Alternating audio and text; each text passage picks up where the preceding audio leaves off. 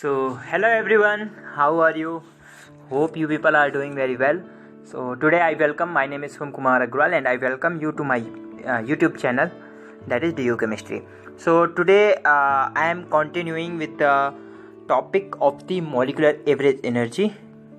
We had done in the last video lecture up to here, and you can see I had described these two important points which I had written down as a note. Alright, so moving onwards,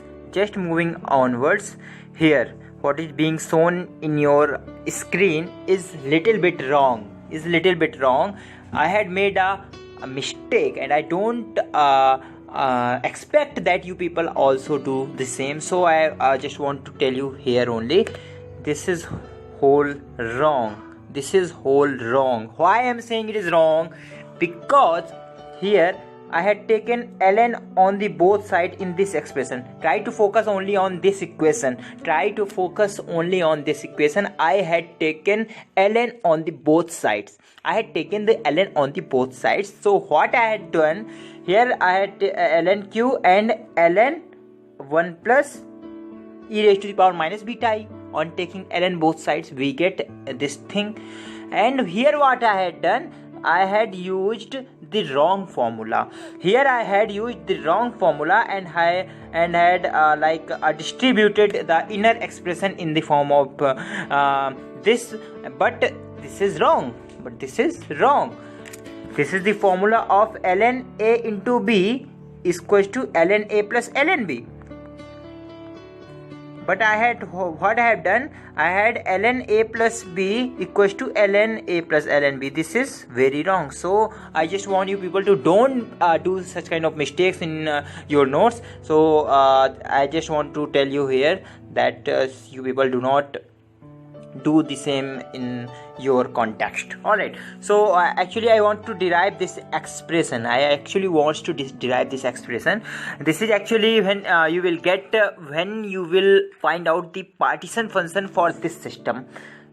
The ground state energy, you have to assume it 0. The degeneracy as a ground state of G0, and for excited G1, not 1. You have to assume G0 and G1 as the degeneracies of the ground and excited state respectively. Alright, now we know the formula for the partition function.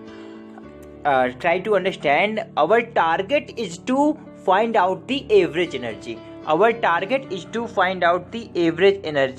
And the formula for average energy is this. This is correct. The formula for the average energy is this one, or say in the form of minus 1 upon q ln q upon ln beta at constant volume. Alright, so these two are the expressions for the average energy. So in order to get this energy expression, we have to know the partition function value for this system. For our system, we need to know the value of the partition function. So first of all, we will calculate the partition function value. So I had done this many times, so I just request you to do so in your notebook, so that you will also get some clarity in it. Alright, so what will be the what will come in the expression is q equals to, that is the partition function, equals to G0, that is the ground state degeneracy, plus G1 into e raised to the power minus beta epsilon. Epsilon is the energy of the excited state, and since I had assumed the ground state energy 0, that is why in the G0 term it is occurring independently. Alright, so this is the value for the partition function. And what you just need to do, to differentiate this equation with respect to beta. You have to differentiate this equation with respect to beta. So doing so, you will get the del q upon del beta value, and by just all beta at constant volume, and then you will get the whole value of the expression of the energy value, and when you substitute all those values, you will finally get this expression. So why I'm not derived, because I had done such derivations. I had done many such derivations in the previous video lectures, and I had told you many times. So here I just want you that you people do so in your notebook, so that you people might get an idea that how to do when you will cope up with the questions in the exams. Alright, so I just want to make you people to aware that how to go through, how to approach these such fundamental concepts. Alright, so our main formula for which we'll be going to use in every aspect in the future when we will going to solve the questions is this, and try to mark out this formula as important. Alright, so this is the formula for the average energy, that is the G1 epsilon. That is the epsilon is the energy of the excited state, and in the denominator, that is G naught into e raised to the power minus e raised to the power beta E plus G1. Alright, hope this thing is now clear to you. Now as you can see, here I am doing some basic things in order to calculate the average energy at two different temperatures. As you know, we usually do for the two-state system at two different temperatures. That is for the first one, that is for the at temperature 0 Kelvin, and the second one and the next one, that is at temperature equals to infinite. Alright, and we here what we are going to do, to calculate the average energy. We are going to calculate average energy in the old lectures. What we have done, we had calculated the partition function at these temperatures. Now what we have to just do, we have to just find out the average energy. Alright, so if you had done the partition function, then you have to need not to worry. You have to just put the formula. Otherwise, you can use this formula as well. This is a very straightforward formula, and you need not to go through derivations, because if you have the partition function, then you have to differentiate it with respect to the beta, and then then you have to substitute all those values in the average energy expression. So that will be a bit long. So what I recommend you, what I suggest you, that to go with this formula. So average energy is equal to G1 epsilon upon G naught e raised to the power, because beta will be infinite. Beta equals to 1 upon kBt, and when temperature becomes 0, the beta value becomes infinite, and that's why here I put infinite. And you can understand, like the denominator term will become infinite, and 1 upon infinite equals to 0. So what it means, it means that all molecules are in ground state. And since I had already told you that at temperature equals to 0, all the molecules will be in the ground state. In that, I had done this thing many times. But here I am telling you that the average energy will also be 0. Why average energy will be 0? Because since all the molecules are in the ground state, and we had taken that the energy of the ground state is 0. And we have also taken the energy of the ground state is 0, and all the molecules are in the ground state, so overall energy is 0. This is quite logical. And conceptual. Alright, so since average energy of the ground state will be 0 at temperature equals to 0. Now if we see the same thing at temperature equals to infinite, if we will see the same thing at the temperature equals to infinite, then what we will going to see, let's have a look. So at temperature equals to infinite, we know the formula for the beta, that is the 1 upon kBt. So beta will become infinite, and beta will become 0. 1 upon infinite equals to 0. So now substituting all the values in the energy expression, what we will get? We get this thing. On putting E naught equals 0, and you will get this expression, G naught upon G naught plus G1 into epsilon. So this is the energy expression, average energy expression. And whatever the system you have, if you have a two-state system having single degeneracy, then you have to put G naught and G1 as 1. But if you have degeneracy more than 1 for those systems, then you have to put respectively. Alright, now I am going to tell you a very, very, very good thing. That is the trick for calculating the average energy for the systems. Alright, now I'm going to tell you the trick for in order to calculate the average energy for the systems. Alright, now the trick is if in the question it is given the partition function expression. If in the question whatever the function is given of the partition function, you have to just check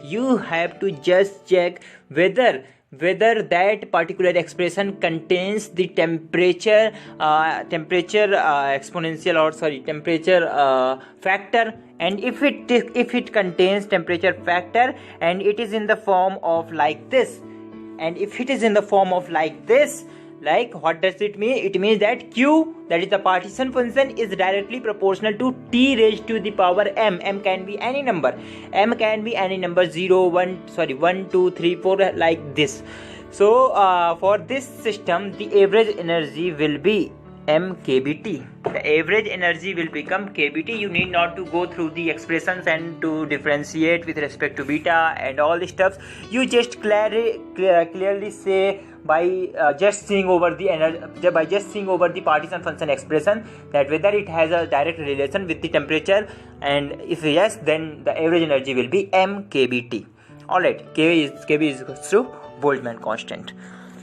Alright, now I am going to do this. I am going to solve all of the concepts which are forthcoming by using this trick. By using this trick, I am going to solve most of the forthcoming concepts. Now, so let's start with the translational contribution. Now start with translational contribution. We know the partition function for the translational is V upon lambda cube, and where lambda equals to h upon root 2 pi m kBT, inside of the root 2 pi m kBT. Alright, now just put the value in this partition function value.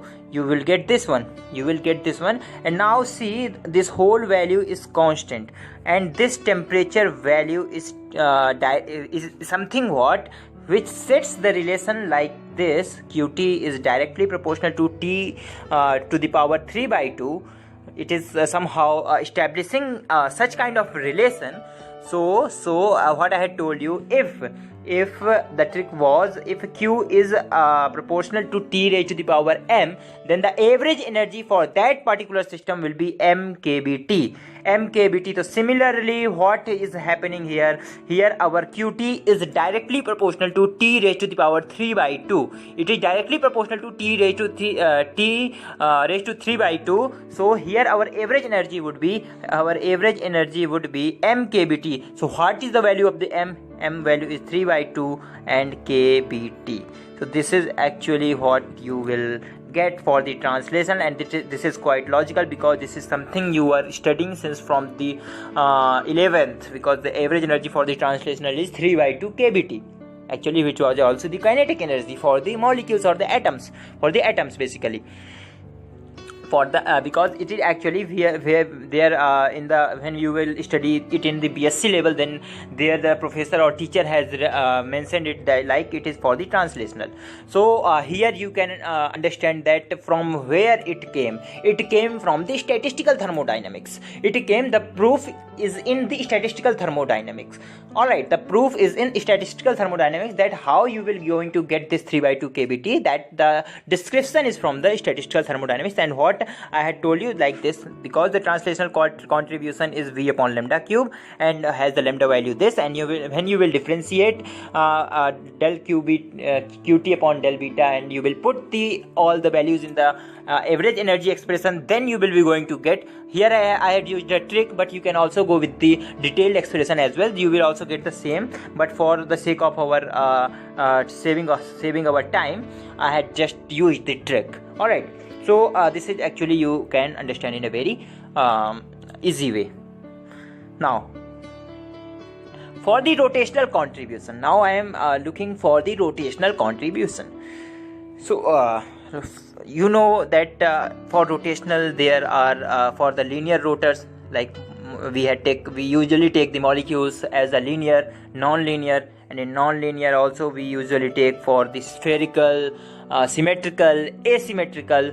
Alright, we usually take in those way. Now for the linear rotor, there would be two conditions, because what I had already studied, like there are two conditions. The temperature is greater than theta r, that's the characteristic rotational temperature, that temperature is greater than theta r, and the second one, that is temperature is less than theta r. There are the two conditions. So for the first condition, that temperature is less than theta r, that means all the molecules will be in the ground state, because the gap between the energy levels is actually what the temperature you will give to cross that particular gap. That is the characteristic vibrational temperature. So if that particular temperature, if the given temperature is less than that particular temperature, then no molecules will be going to the excited state. So that actually, what does it mean? It means that all the molecules in the ground state. So now let's study it in the form of expression. We know for the partitional function for the linear, as we got in this way. Alright, now this is the partition function for the linear, we know already, but we had to find out the average energy, so we have to take the ln qr. So when you will take the ln value on the both sides, so try to understand when you will take ln for 1, it becomes 0. For this you will become ln 3 plus, or sorry minus 2b and 2b beta, and ln e, that is 1, and similarly you will get minus 6 b beta. And when you will differentiate it with respect to beta, try to understand when you will differentiate it, as you can get this value here, you can see after taking the ln natural log, you will get this value. Now if you will differentiate this value with respect to beta, then what you will going to get, ln 3 equals to 0, and ln all these value will become zeros, and now only the factor which contains the beta will left, because the beta will become 1 and minus 2b minus 6b and all the factors which retains. Alright, now taking the negative sign on the left side, we will get this one like this. Alright, now you will get this value here, 2b plus 6b plus and so on. So actually if you will see, this negative del ln ql upon del beta is actually the average energy. So this is the formula for the average energy for the what I can say, linear rotor, for the linear molecules. As you know that temperature is less than theta r. Alright, so these are the energies for the you will get the energy by using this expression. Now moving to the second one, if temperature is greater than theta r. Since temperature is greater than theta r, and you have the value of the partition function for this condition is what is given to you, qr equals to 1 upon sigma kbt upon b.